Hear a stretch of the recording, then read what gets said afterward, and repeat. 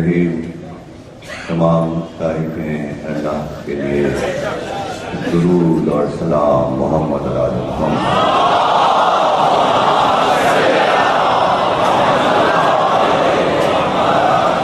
1434 ہجری کے شہ سالی کی چھٹی تقریب دربار حسینی میں تنظیم اعضاء مشتعلہ کی جانب سے آپ حضرات سماعت فرما رہے ہیں۔ شجاعت بنی ہاشم پر ہم گفتگو کر رہے ہیں۔ شجاعت کی جو تشریح کی گئی اور جو تفصیلات بیان کی گئیں اس میں ایک ہیبت بھی ہے۔ ہیبت کے لیے کسی مظاہرے کی ضرورت نہیں ہوتی، یہ قدرت کی طرف سے ایک عطیہ ہے۔ اللہ معصوم کو عطا کرتا ہے۔ ہیبت موسیٰ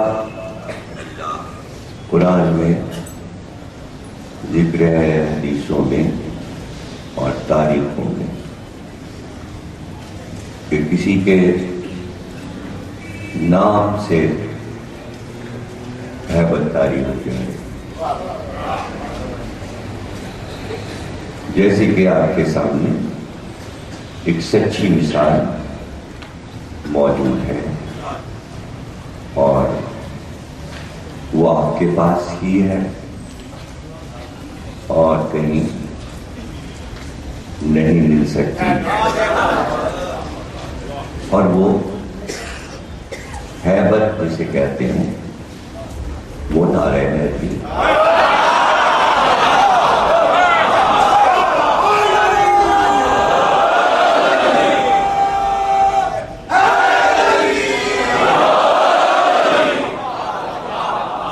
یعنی اس نعرے سے اللہ کے دشمن پر آج بھی ہیبت طاری ہوتی ہے۔ اور یہاں جب بھی مسلمانوں کو کوئی دقت کا سامنا ہوا تو اسی نعرے سے انہوں نے کام لے کر دشمن پہ ہیبت طاری کر دی۔ اور ہیبت طاری کرنے کے لیے اس لیے ضرورت پڑتی ہے کہ اگر محسوس ہو کہ دشمن کے مقابلے میں طاقت کم ہے اور افرادی قوت کم ہے یا پسپائی کا خطرہ ہے اور دشمن زیادہ ہے میدان جنگ میں، تو ہمیشہ مسلمان اسی نعرے کا استعمال کر کے دشمن پر ہیبت طاری کرتا ہے۔ دوسری مثال ہمارے پاس ایسا ہوتا کہ ایک مثال اگر ہمارے پاس ہوتی تو دوسری مثال کسی اور کے پاس ہوتی، لیکن دوسری مثال بھی ہمارے ہی پاس ہے اور وہ ہے نام عباس۔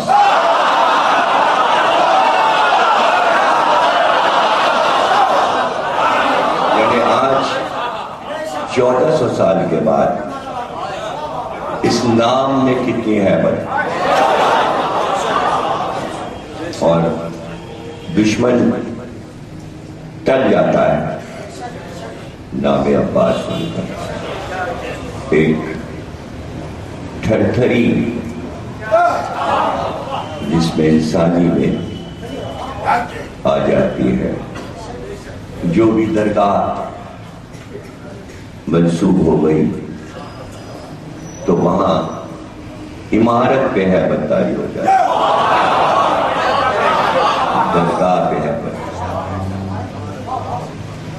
اسی طرح علم عباس سے منسوب، تو علم دیکھ کر ہیبت برداری ہو جائے.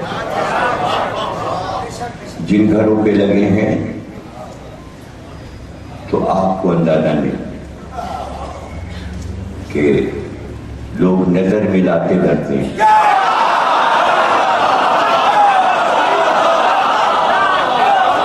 اس لیے کہ ہے برداری. اور چونکہ تجربوں سے گزر کر اگر کبھی کسی نے اس ہیبت کو توڑنے کے لیے نڈر بننے کی کوشش کی تو پھر انہیں یہ بھی پتا چل گیا کہ ہیبت عباس کیا ہے. تو آپ اس سے اندازہ کر لیجئے کہ ہیبت کیا ہے. شخصیت سامنے نہیں، نام میں ہیبت. تو موسیٰ کے بعد اگر ہیبت کسی میں نظر آئی تو وہ سرکار دو عالم کی ذات گرامی کہ کافروں پر آپ کی ہیبت تھی، آپ کی ہیبت تھی. اور ایک بار نہیں بلکہ اس ہیبت کو تاریخ سے محفوظ کیا ہے کہ کافر جو بڑے بڑے سردار تھے وہ سب مل کر ابو طالب کے پاس آئے شکایت کرنے کے لیے کہ اپنے بھتیجے کو روکو، اسے منع کرو. بہت سختی کے ساتھ انہوں نے، چونکہ سب بڑے سردار تھے، اس میں ابو جہل، ابو البختری اور وغیرہ وغیرہ وغیرہ، تو وہ سب وقت بنا کر آئے تھے. ظاہر ہے وہ اپنے کو بڑا سمجھتے تھے اور مکے کی سرداریاں قبیلوں کی ان کے پاس تھیں. تو جس وقت وہ گفتگو کر رہے تھے حضرت ابو طالب سے غصے میں، اور لہجہ بھی ان کا بہت سخت تھا، آوازیں بھی بلند تھی، اور اکیلے ابو طالب، تو وہی وقت تھا کہ ایک دم گھر سے سرکار دو عالم برآمد ہوئی. اور جیسے ہی آپ آئے اور آپ نے توحید پر خطبہ پڑھنا شروع کیا، توحید کو سمجھانا شروع کیا، تو اس وقت جو ان کی آوازوں میں سختی تھی اور بلند آوازیں تھی وہ دب گئی اور ایک دم سٹپٹا گیا سرکار کی ہیبت دیکھ کر. تو اب ظاہر ہے کہ الگ الگ اثر سب پہ پڑ رہا تھا. تو انہوں نے اجتماعی قوت حاصل کرنے کے لیے ایک دوسرے کا ہاتھ پکڑ لیا اور سب قریب ہو گئے اور ایک دوسرے سے مخاطب ہو کر بس بار بار یہ کہتے تھے کہ اس کی بات کا اثر نہ لینا. یعنی ایک دوسرے کی مدد کر رہے تھے کہ یہ ہیبت محمدیہ کہیں مجبور نہ کر دے مجھے اس وقت کلمہ پڑھنے پر. اب آپ ہیبت کے معنی سمجھ گئے. اور اس کے بعد سرکار سے وہ مخاطب نہیں ہوئے، ابو طالب سے انہوں نے صرف اتنا کہا کہ آج کے بعد اب ہم تمہارے گھر میں قدم نہیں رکھیں گے، آج کے بعد ہم تمہارے گھر میں نہیں آئیں گے. تو بات کے پکے تھے. میں نے اس سے پہلے آیا کرتے تھے شکایت لے کر، اور آج اعلان کر کے نہیں آئیں گے اب کبھی، اس لیے کہ جو مسئلہ درپیش ہوا سمجھ گئے کہ اب اگر آئیں گے تو ہمیں ہیبت ذات رسالت سے مقابلہ کرنا پڑے گا اور اس کا جواب ہمارے پاس نہیں ہے. تلوار ہو پتھر ہو تو جواب دیا جائے، اس کا کیا جواب دیں؟ اس لیے کہ جو چیز انہیں نظر آ رہی تھی اور جس کا نام ہیبت ہے، تو اس کا توڑ کہاں سے لاتے، اس کا جواب کہاں سے لاتے؟ تو تاریخ نے اس واقعے کو محفوظ کیا اور کہا کہ انہوں نے قسم کھائی اپنے بتوں کی کہ اب ہم ابو طالب تمہارے گھر کبھی نہیں آئیں گے۔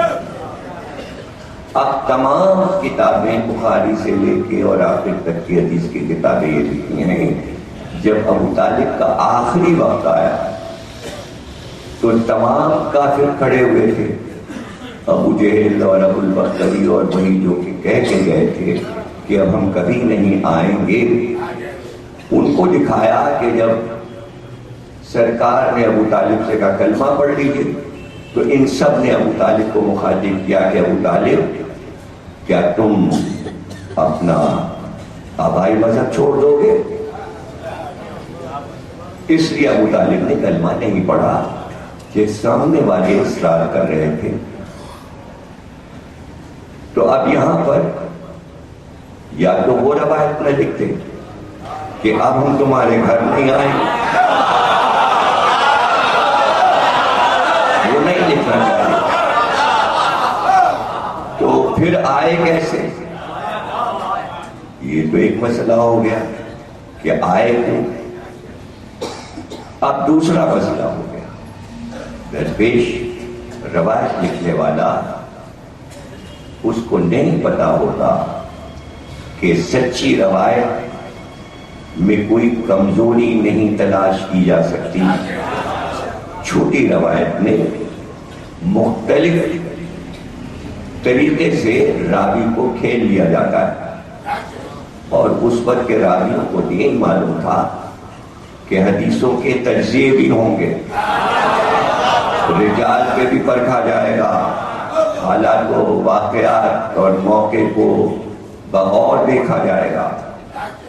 تو آج یہی حدیث پوری دنیا سے یہ پوچھ رہی ہے کہ جب کسی کا آخری وقت ہوتا ہے اور کوئی بزرگ عالم نزا میں ہوتا ہے تو کیا ہوتا ہے؟ تو میں تو نہیں سمجھ سکتا کہ کہیں ایسا کبھی ہوا ہو، اس لیے کہ جب نزا کا وقت ہوتا ہے تو کسی کو اطلاع نہیں دی جاتی۔ اس میں کئی پہلو ہیں، 80 سال 90 سال کے کسی بزرگ کا دم نکل رہا ہو اور اسے سکرات ہو گیا ہو یا تو، اور ہر ایک کا دم فوراً نہیں نکلتا، اور اگر فوراً نکلتا ہے تب بھی کیا یہ اطلاع دی جاتی ہے محلے والوں کو کہ فلانے بزرگ کا دم نکلنے آؤ؟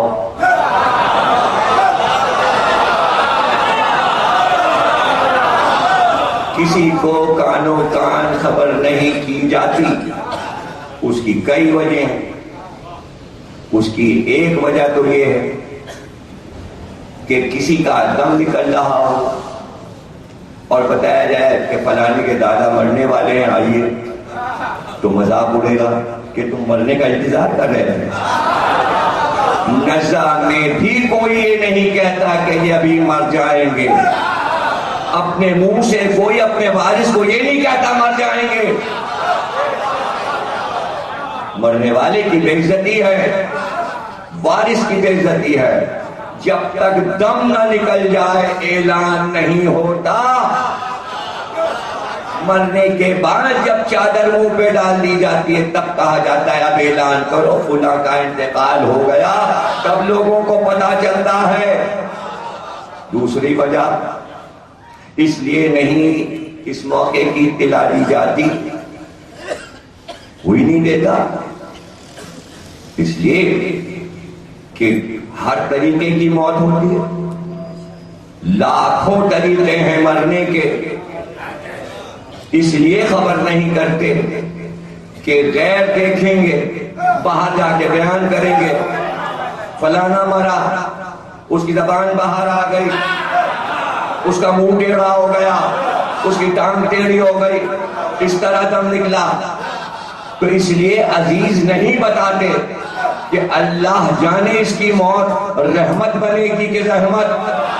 چھپاتے ہیں وارث کہ بزرگ کا مذاق اڑے گا تو میت دکھائی بھی نہیں جاتی، بتایا بھی نہیں جاتا، چادر اسی لیے ڈالی جاتی ہے کہ ہم غیروں کو کیوں بتائیں کہ مرنے والے پہ کیا بیتی ہے۔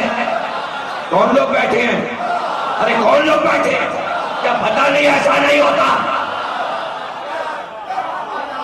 اچھی موت بھی ہو تو نہیں دکھاتے، صرف قبر میں اتارتے وقت چہرہ دکھایا جاتا ہے، ہاتھ پیر نہیں دکھائے جاتے۔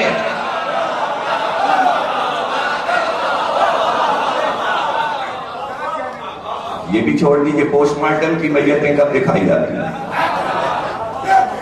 وہ رسا کو تو بالکل ہی نہیں دکھایا جاتا، زخمیوں کو نہیں دکھایا جاتا، ایسے ہی لے جائیے، دیدار نہیں ہوگا، بھائی پہ اثر ہو جائے گا۔ اس طرح دیکھیں گے تو حالت کیا ہو جائے گی۔ تو جب ایسا ہوتا ہی نہیں تو جب ابو طالب کا دم نکل رہا تھا کہ سارے کافر ابو طالب کے گھر میں گھس کیسے آئے؟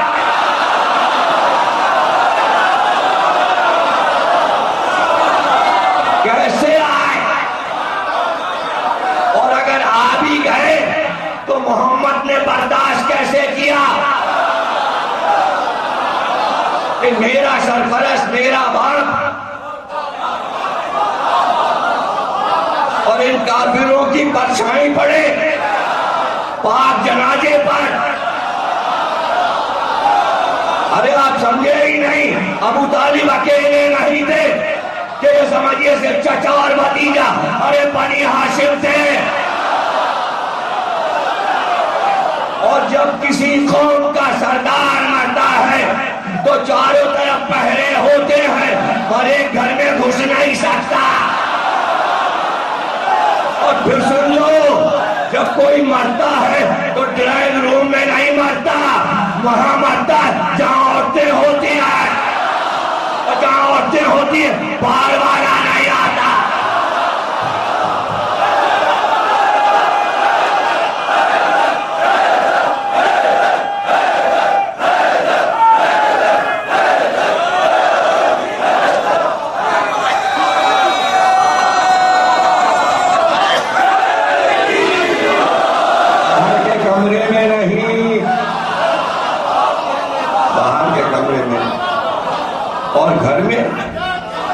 کافر آئے تو گواہی میں رکھا گیا تاکہ وہ پریشر ڈالیں ابو طالب پہ، پڑھنا نہیں۔ ایسے آپ تاریخ لکھ رہے ہیں جیسے مکے کے میدان میں تاریخ گزر رہی ہے، ایک طرف میدان میں بنی ہاشم بیٹھے، ایک طرف بنی امیہ بیٹھے، دوسرے قبیلے بیٹھے، اور وہیں عورتیں بھی ہیں، وہیں بچے بھی ہیں، اور ایک کھیل ہو رہا ہے، وہ آ رہے جا رہے باتیں ہو رہے، نہ کسی کا گھر ہے، نہ گھر میں دروازہ ہے، نہ صحن ہے، نہ خواتین ہے، نہ پردہ ہے۔ ارے یہ کیسی تاریخ ہے؟ یہ کیسی تاریخ؟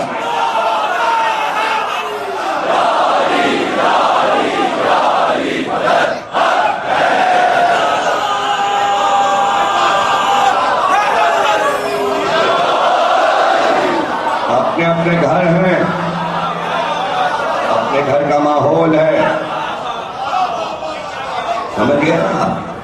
تو یہ حیبت تو جس طرح موسیٰ کی حیبت ہے اور نبوت کی تاریخ میں سرکار دو عالم کی حیبت ہے، تو سرکار کو حیبت وراثت میں ملی ہے، اس لیے کہ ان کے باپ کی بھی حیبت مشہور تھی، جناب عبداللہ کی حیبت، چچا کی حیبت ابو طالب کی حیبت، دادا کی حیبت عبد المطلب کی۔ کہتے جس وقت نکلتے تھے دوست پہ چادر ڈال کر عبد المطلب تو ایسا لگتا تھا زمین ہل رہی ہے، ان کی آمد پر لوگ تھرانے لگتے تھے۔ انہی کے بیٹے عبداللہ تھا، شکار کھیلنے گئے پہاڑیوں کے درمیان تو تعاقب ہوتا تھا، یہودیوں نے اچانک گھیر لیا، اس لیے کہ وہ بہت دن سے چاہتے تھے کہ عبداللہ کو قتل کر دیں، اس لیے کہ ان کے یہاں تو سلسلہ آ رہا تھا کہ نبی آنے والا ہے جو ہماری حکومت کو ختم کر دے گا. مجھے پتا تھا اس سے آئے گا نبی. وہ پیشانی کے نور کو پہچانتے ہیں. تو اب جو دیکھا عبداللہ نے تو چاروں طرف تلواریں تھیں اور تیر و کمان تھی اور پھر تلواریں چلنے لگی اور تیر چلنے لگے. لیکن عبداللہ نے تنہا ایک نعرہ لگایا.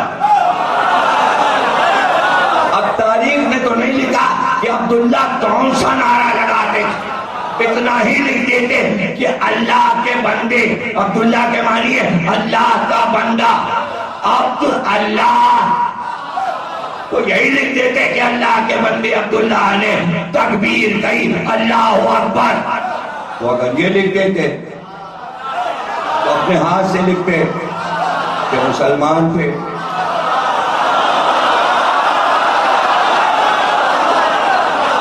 مسلمان تھے.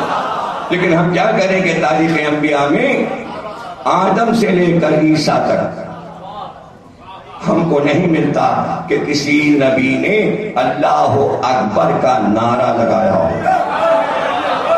جب نوح نے شکایت کی جبریل امی سے کہ بھائی یہ پوری قوم جب میں نکلتا ہوں بہت پریشان کرتی ہے، تو حضرت جبریل نے کہا ان پہ اپنی ہیبت طاری کر لیجیے. تو نوح نے کہا یہ ہزاروں ہیں، میں ان پر اپنی ہیبت کیسے طاری کروں؟ تو حضرت جبریل نے کہا کہ آپ جب گھر سے نکلیے اور جیسے ہی آپ کی طرف بڑھے آپ چلا کر کہیے یا علی.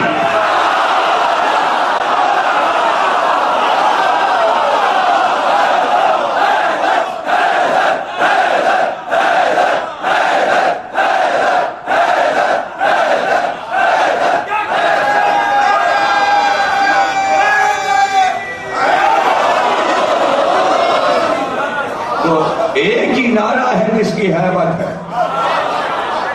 ایک ہی. اور جب عبداللہ نے نعرہ لگایا تو اس وقت جناب وہب جو جناب آمنہ کے والد ہیں وہ ایک سفر سے واپس آ رہے تھے. تو انہوں نے دیکھا کہ جب عبداللہ نے عبد المطلب کے بیٹے نے نعرہ لگایا تو کہتے میں نے آسمان کی طرف دیکھا تو ہزاروں فرشتے اتر رہے تھے. پتہ چلا یہ وہ نعرہ ہے کہ جس پر آسمان کے فرشتے زمین پہ اترنے لگتے ہیں، دشمن پہ ہیبت طاری ہو جاتی ہے. یہی تو بدر میں ہوا، یہی تو بدر میں ہوا. اور سارے یہودی بھاگ گئے. اور اسی دن جناب وہب نے آ کر یہ قصہ اپنی زوجہ کو سنایا اور کہا ہم نے اتنا پروقار اور پرعظمت جوان 18 برس کی عمر میں کسی کو نہیں دیکھا. اگر تم کہو تو اپنی اکلوتی بیٹی کے لیے عبد المطلب سے بات کرو. حیبت عبداللہ آمنہ سے شادی کی تمہید بن گیا، بلکہ اس نعرے نے بنیاد رکھی اور پھر بات ہوئی اور شادی ہو گئی. اور پھر نور پیشانی سے منتقل ہو گیا اور پھر مکے پہ ہیبت طاری ہو گئی. اور ہیبت ایسی تھی کہ شیطان روز آتا تھا اپنی قوم کو لے کر مکے کا دورہ کرنے.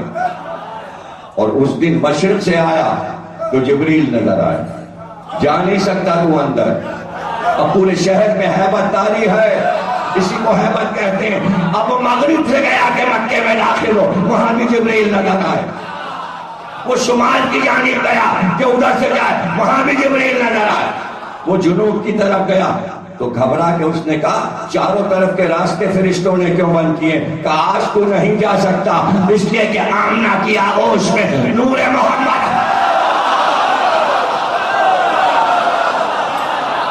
صرف ظہور نور محمد نہیں ہے، یہ کائنات پر ایک ہیبت طاری ہوئی تھی. جبھی تو آپ پڑھتے ہیں کتابوں میں اور سنتے ہیں کہ نور آیا اور کسرا کا محل تھا اور سابا دریا خشک ہوا اور آتش کدے کی آگ بجھ گئی. ارے نور کی آمد پہ کائنات میں ہیبت طاری ہو گئی. ارے کس کے فضائل سن رہے ہو؟ کس کا کلمہ پڑھتے ہو؟ منہ سے تو بولو۔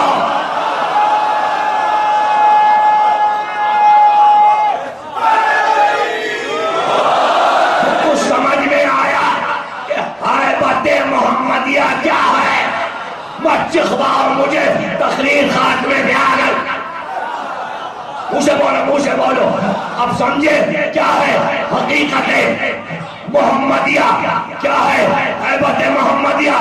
راوی کہتا ہے ایک دن سیدہ چادر اوڑھ کر بچوں کی انگلی پکڑ کر مسجد میں آئی اور آ کر کہا سارے مجمع کے سامنے، یا بابا یا بتا، ہاں بیٹی کہو کہ دونوں بچوں کو اپنی وراثت دیجیے۔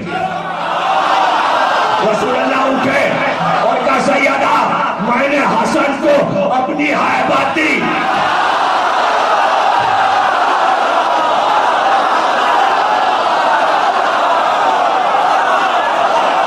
میں نے حسن کو اپنی ہیبت دی، حسین کو اپنی شجاعت دی۔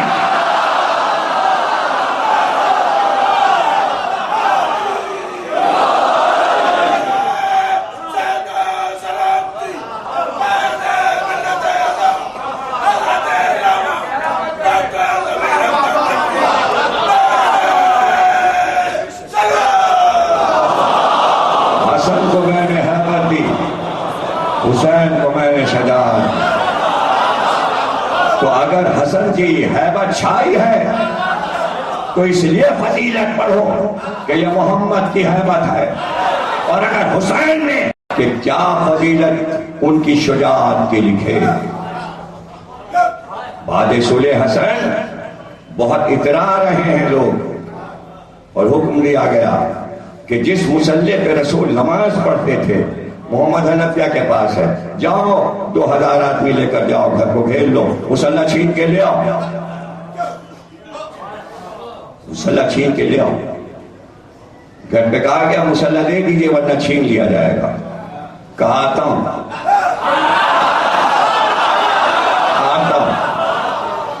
لوگ سمجھے تلوار لے کر آئیں گے، لیکن کیا کہنا علی کے بیٹے کا؟ معلوم تھا کہ حرم رسول ہے، یہاں تلوار نہیں نکلتی۔ اگر تلوار نکلنے والی ہو تو حسن کے جنازے پہ نکلے۔ عباس قبضے کو دیکھ رہے تھے، عبداللہ ابن جعفر، مسلم ابن عقیل، ارے سارے بہادر تھے۔ حسین نے کہا تلوار نہ نکلے، روزہ رسول آئے۔ محمد حنفیہ کو معلوم ہے یہ ہے معرفت توحید، معرفت رسول کی منزل۔ تو ایک کوڑا تھا، ایک تازیانہ تھا، وہ لے کے باہر نکلے۔ لوگ سمجھے تازیانے سے کیا ہوگا؟ اس دن لوگوں نے دیکھا کہ تازیانہ چلتا کیسے ہے۔ اب جو تازیانہ چلانا شروع کیا تو 2500 میں 1000 تو ڈھیر ہو گئے۔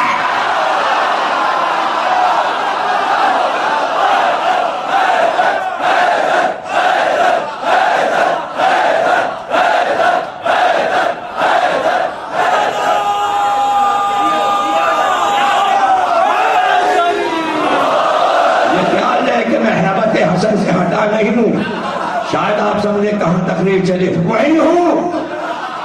حاکم نے حکم دیا آپ ملنے آئیے۔ لہجہ نرم تھا، اسی کو کہتے ہیں ہیبت۔ چلے گئے، لیکن پہلے سے 2 شامی پہلوان قصر کی دوسری منزل پر بٹھائے تھے، وہیں دربار لگا تھا۔ کہ اوپری منزل پہ آئیے چھت پہ۔ جب وہاں پہنچے مجمع تھا، بیٹھ گئے۔ اشارہ کیا گیا دونوں پہلوانوں کہ بازو ایک ایک پکڑ کے اٹھا کے چھت سے پھینک دو۔ تیاری تھی، دوڑتے ہوئے دونوں پہلوان آئے، ایک نے ایک بازو پکڑا، دوسرے نے دوسرا بازو۔ اتنے طاقتور محمد حنفیہ کو اپنی جگہ سے ہلا نہ سکے۔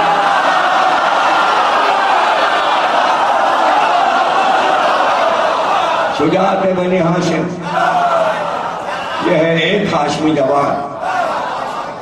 مڑ کر کہا تو نے اپنی حسرت نکال لی، کچھ تو نہ کر سکے، اب سمجھا طاقت کیا ہے؟ طاقت کیا ہے. اور ایک بار اٹھے تو آپ دیکھ دوڑ کر دونوں پہلوانوں کی گدی کو پکڑا اور ایک کو ایک ہاتھ سے پکڑا گردن اور دوسرے ہاتھ سے جیسے ہاتھ میں بلی اٹھا لیتے ہیں.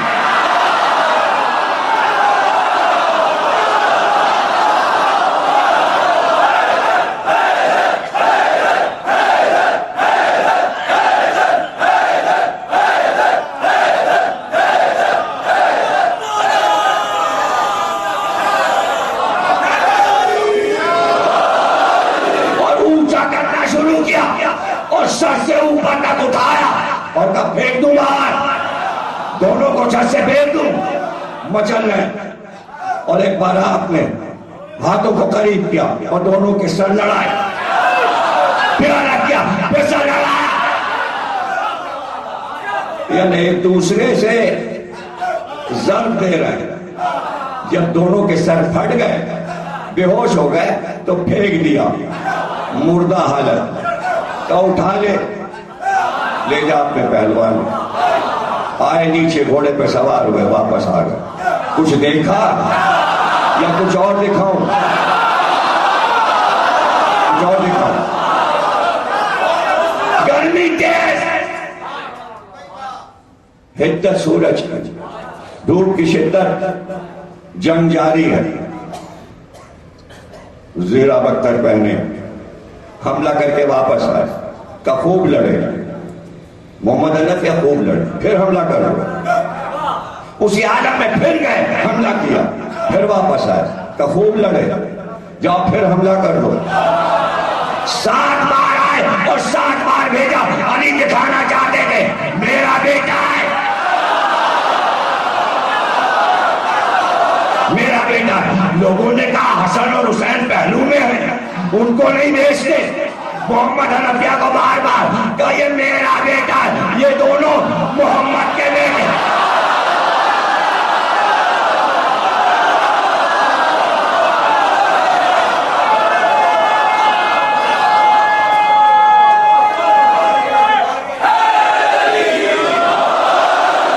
پڑھیے نہج البلاغہ, نہج البلاغہ پڑھیے.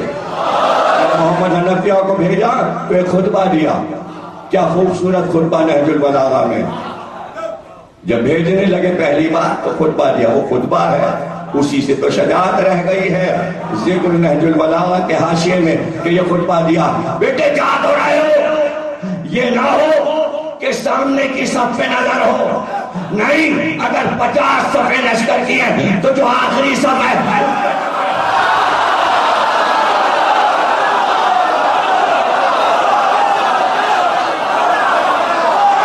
وہاں تک جانا ہے. اور بیٹے دانت کو دانت پہ جما لو, اور اگر لشکر کا ریلا پیچھے دھکیلے تو شیشہ پلائی دیوار کی طرح پیچھے نہ ہٹنا, آگے بڑھنا. یہ شجاعت محمد حنفیہ. سن لیا؟ اب سن لو کہ کیوں سنائی. لکھا کہ جس محفل میں حسین بیٹھے ہوں, اگر محمد حنفیہ آ جائیں تو حسین کی ہیبت ایسی تھی کہ محمد حنفیہ سر جھکائے بیٹھے رہتے, کبھی حسین کے سامنے بولے نہیں. اتنی ہیبت تھی حسین کی. اور حسین اگر اس محفل میں چلے جائیں جہاں حسن بیٹھے تو حسن کی اتنی ہیبت کہ حسین سر جھکائے.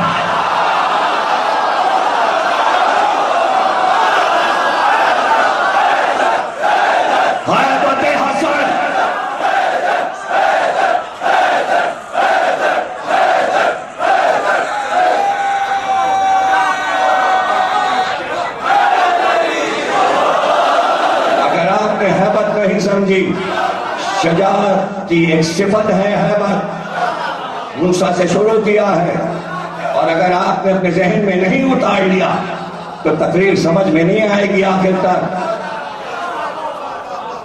جو نا, میں یہ نہیں کہتا کہ آپ یہ اشرح سن کے سب شجاع بن جاؤ. میں کیوں کہوں, سب شجاع ہیں, کہیں میں شجاع ہوں, آپ کیوں کہہ رہے ہیں. لیکن میں ایک دعوت دے رہا ہوں, اور وہ دعوت سن لو. شجاعت اپنی جگہ ہے, میں ہیبت سمجھا رہا ہوں. اب سن لو کان کھول کے، پوری دنیا میں ہماری قوم کی صرف ہیبت طاری ہے.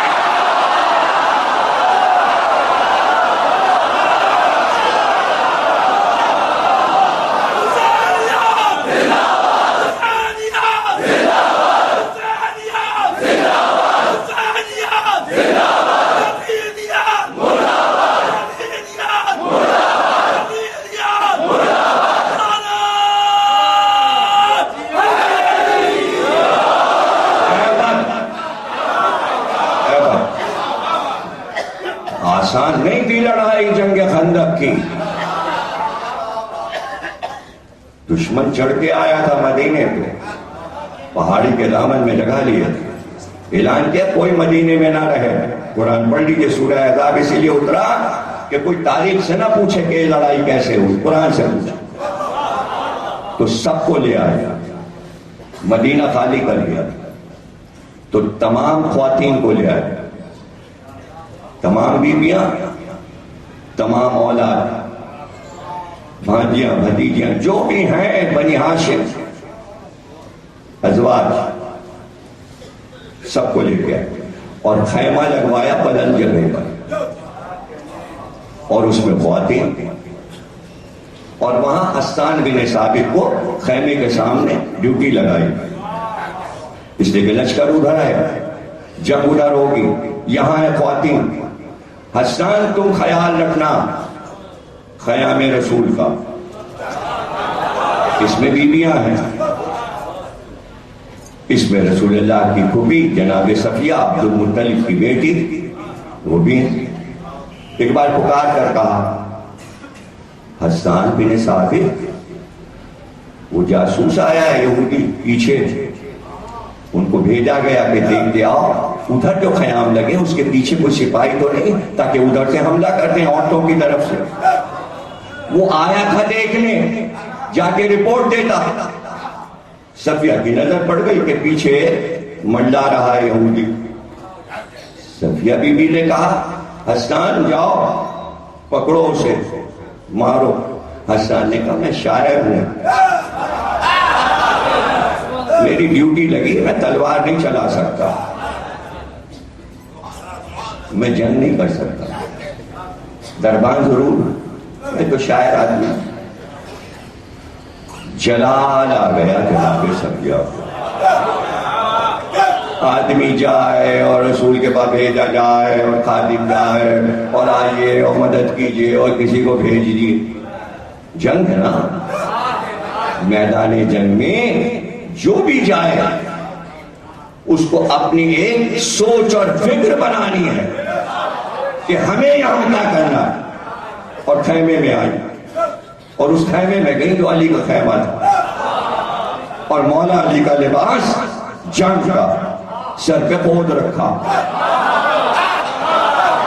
زرہ بختر پہنی، لوہے کے دستانے پہنے، اور تلواریں اٹھائی، اور خیمے کا پردہ ہٹا کر چہرے کو امامے سے باندھا، پردہ کیا، اور ایک بار نعرہ لگا کر اب جو اس پہ حملہ کیا تو وہ بھاگا. جیسے ہی وہ بھاگا انہوں نے بڑھ کر اس کا سر قطع کیا.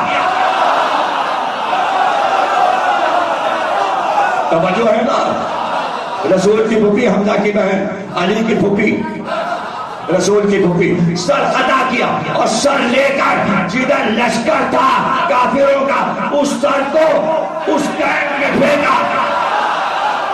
اب جو منڈلا رہے تھے کہ حملہ ہو، کٹا سر دیکھا تو سمجھ گئے ادھر سپاہی ہیں، اگر جائیں گے تو سر کٹے گا.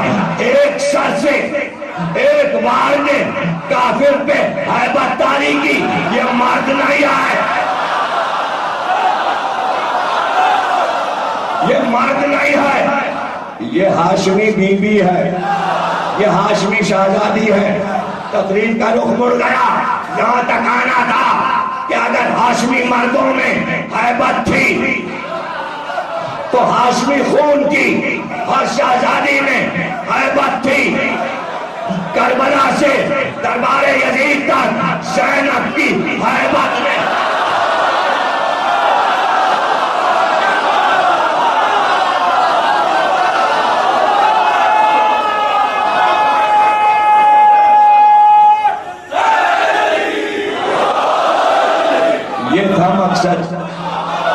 مسلمانوں کو سمجھا دیں، اس لیے اتنی محنت ہوئی کہ ہیبت سمجھا دیں۔ شجاعت کو تلوار کی ضرورت ہے، ہیبت کو تلوار نہیں چاہیے، تو سمجھے نہیں سمجھے؟ رسول کی ہیبت تلوار نہیں اٹھائی، حسن کی ہیبت تلوار نہیں اٹھائی، زینب کی ہیبت تلوار نہیں اٹھائی۔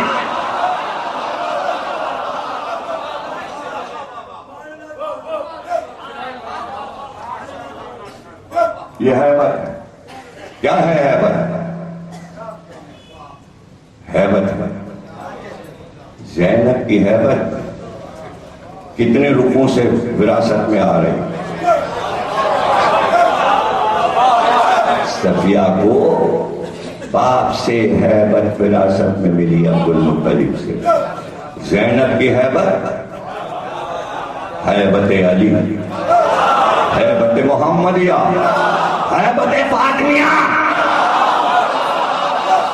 ہیبت حسن، شجاعت حسین پنجتن کی نمائندہ ہے کربلا میں، اس لیے قافلہ سالاری حسین نے کہا قافلہ تم لے کے جانا اور تم ہو محافظ۔ یہ ہیبت ہے، یہ ہیبت ہے کہ خیمہ جل رہا ہے، قریب کوئی نہیں آ رہا۔ کیا آپ کو میں ہیبت کیسے دکھاؤں؟ اس لیے کہ اب آنے والی تقریروں میں مسلسل یہی ذکر ہوگا۔ آخر میں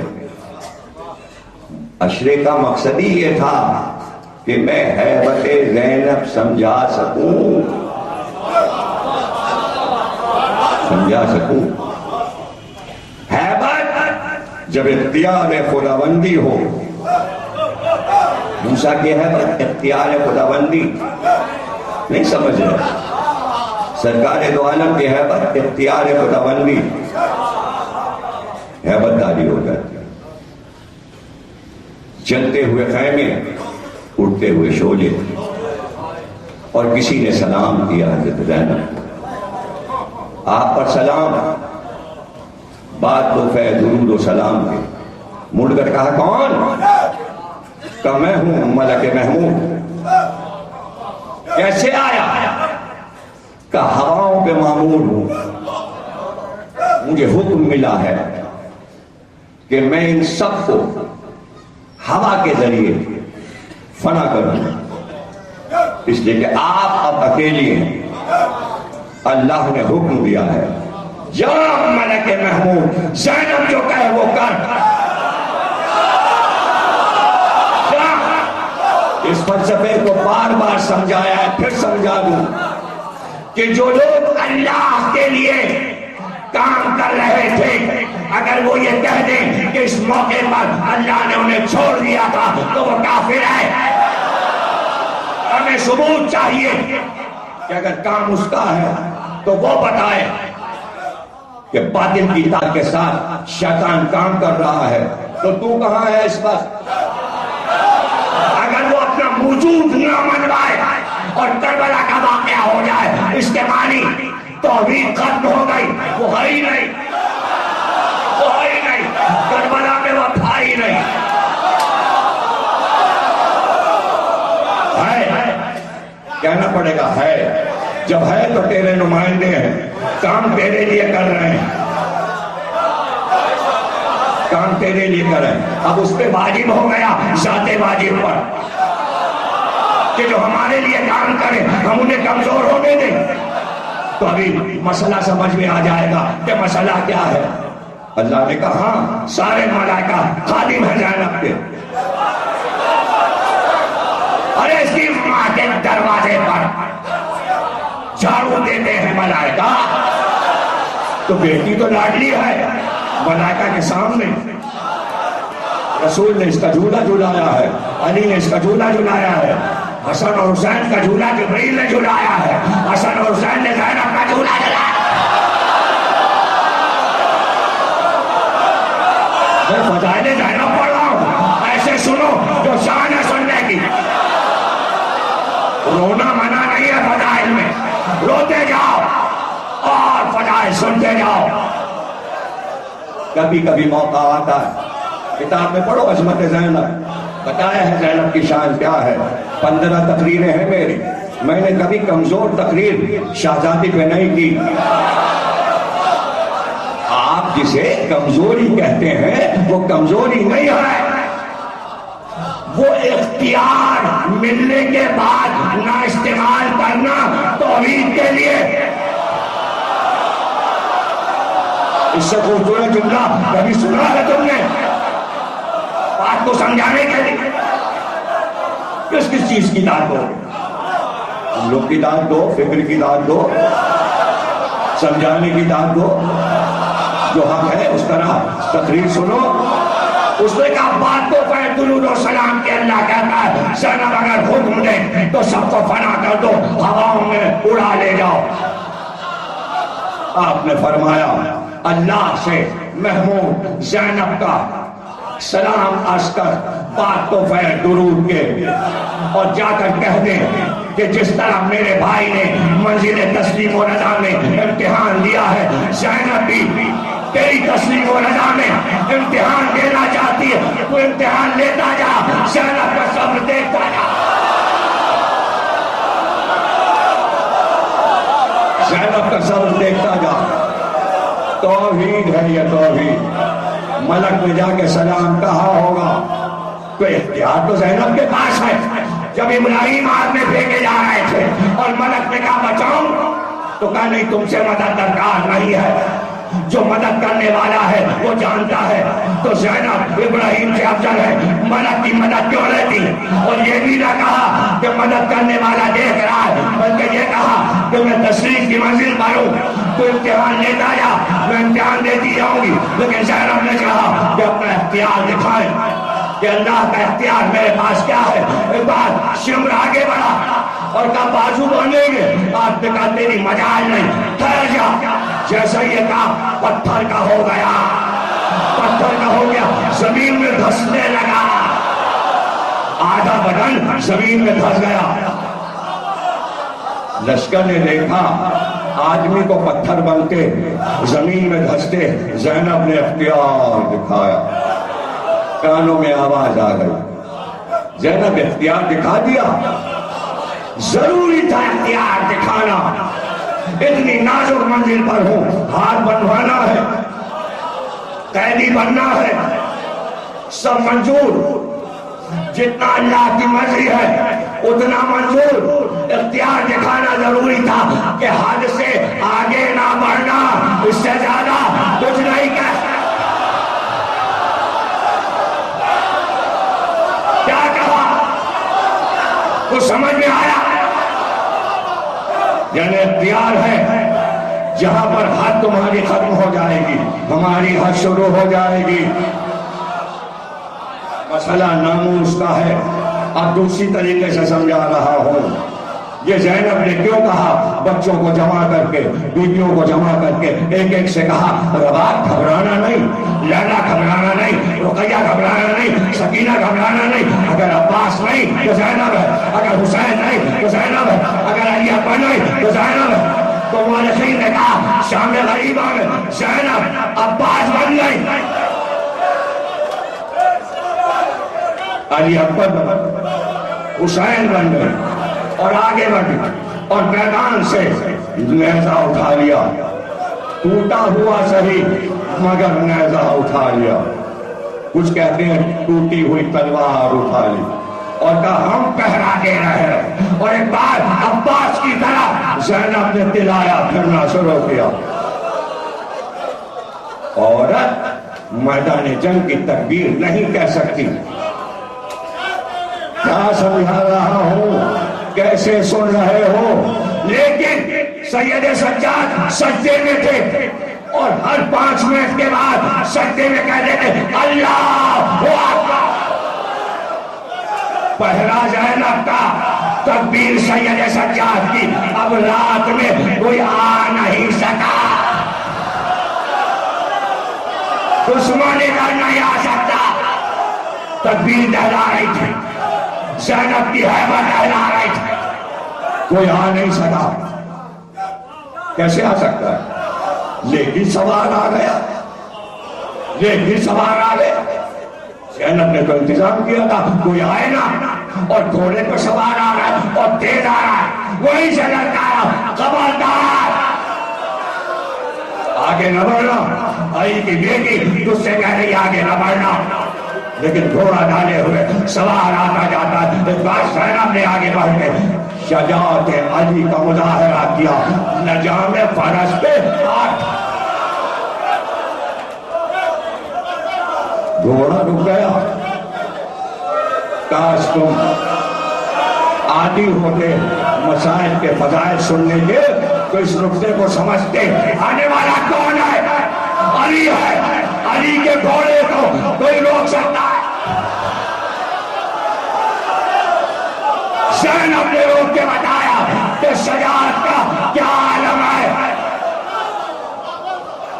علی چاہتے ہیں، ورنہ شروع میں بتا دیتے میں ہوں، چاہا کہ دنیا دیکھے اور سمجھ جائے کہ زینب کی شجاعت کیا ہے، میرے گھوڑے کو روکا ہے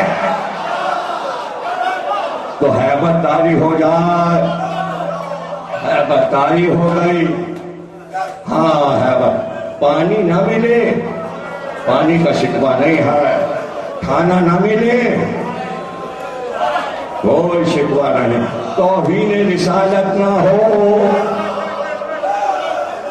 اتنا قیمتی جملہ کہہ گیا، توہین رسالت نہ ہو۔ رسول نے حدیث دی ہے، شیعہ سنی سب لکھتے ہیں میری اولاد پہ صدقہ حرام ہے، حدیث سب مانتے ہیں یا نہیں مانتے؟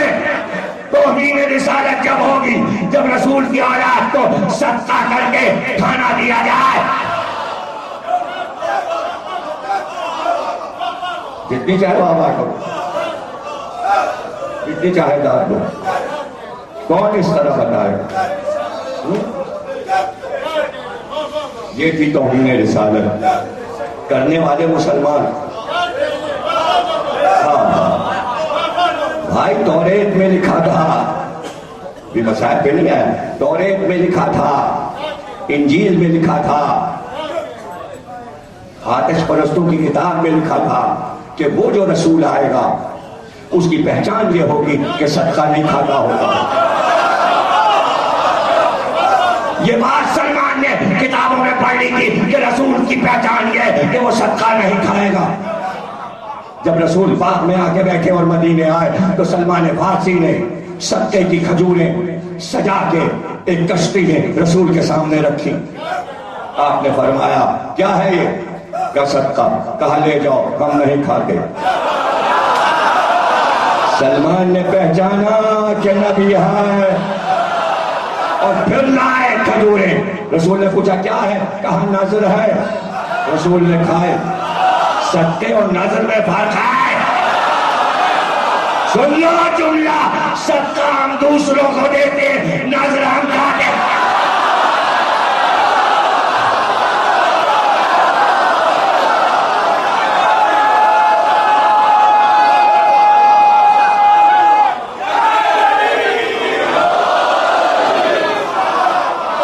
صدقہ دوسروں کو دے، نظر ہم کھاتے۔ یہ ہے سنت رسول۔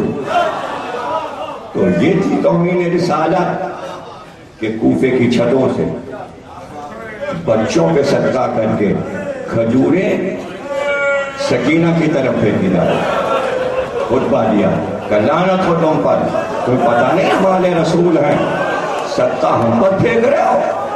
یہ تھی توہین رسالت، حدیث کی توہین، فرمان قرآن کی توہین، فرمان رسول کی توہین۔ ہیبت زینب جو ہو گئی تقریر، ہاں پیاسی تھی سکینہ، بچے ہیں نا راستے میں پیاسی ہے، قافلہ ٹھہرتا شمر اپنے قافلے کو پانی پلاتا جاتا، دور سے پکار کے کہا شمر تھوڑا سا پانی ہم کو، ہاں ٹھہرو سکینہ، ہمارا لشکر سیر ہو جائے پھر پانی تمہیں دے دیں۔ بچی خاموش ہے، بچی خاموش، ہاں شیر ہو چکے سب. سکینہ نے کہا اب تو تیرے سپاہی پی چکے, اب کو پلا دے. آواز آئی شمر کی, ٹھہر جاؤ سکینہ, ہمارے اونٹ اور گھوڑے پانی پی لیں. ہاں یہ ہے توہین رسالت. اب مصائب پہ آیا, فضائل ختم ہو گئے اور تقریر بھی یہیں پہ ختم ہو جائے گی. کل انشاءاللہ اسی موضوع کے ساتھ گفتگو ہوگی. اور پھر جانور بھی پانی پی چکے. پھر سکینہ نے پکارا اب تو پانی دے دے. مشک لے کر سکینہ کے پاس آیا, گلے پی لے پانی. دہانا کھولا, سکینہ کو نکا کے سارا پانی زمین پہ بہا دیا.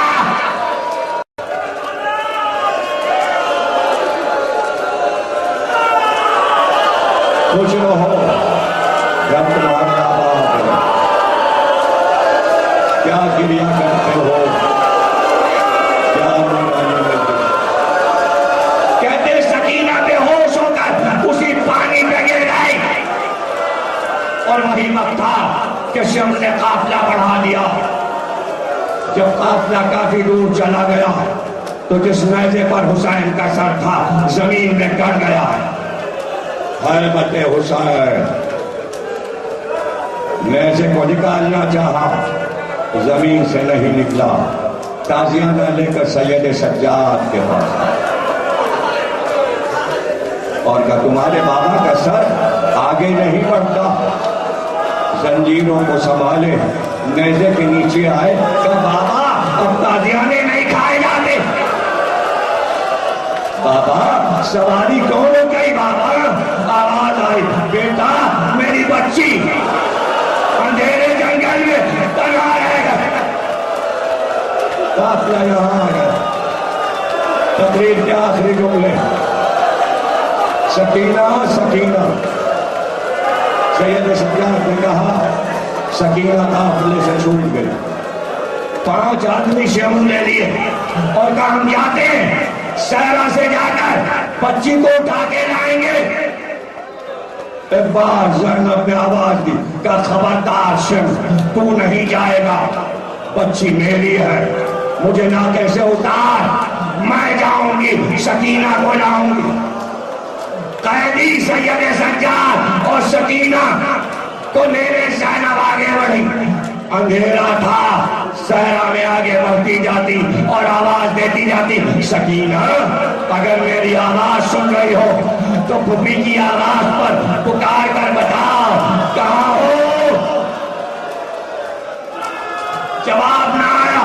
کچھ دور اور بڑھی تھی کہ بعد ایک ہیبت ناک آواز آئی زینب سکینہ یہاں ہے اور میرے پاس آؤ. آواز پہچان گئی, پکار کر کہا بابا یہ تو آپ کی آواز ہے. بابا یہ آپ کی آواز. کہاں میری لال آجا, تیری امانت یہاں ہے. آخری جملہ سنو. ایک بار زینب آگے بڑھی, سید سجاد آگے بڑھے. اب جو دیکھا تو ایک بی بی کالی چادر اوڑھے, اس کی گود میں سکینہ سو رہی تھی اور ایک مرد تلوار لیے گھوم رہا تھا. پکار کے زینب نے کہا بابا یہ کیا ہے؟ کہ جب سے بچی گری ہے فاطمہ زہرا کی گود میں اور پہرا علی دے رہا, یہ کہہ کر گود میں سکینہ کو اٹھایا, سوتی بچی کو کہ لے جا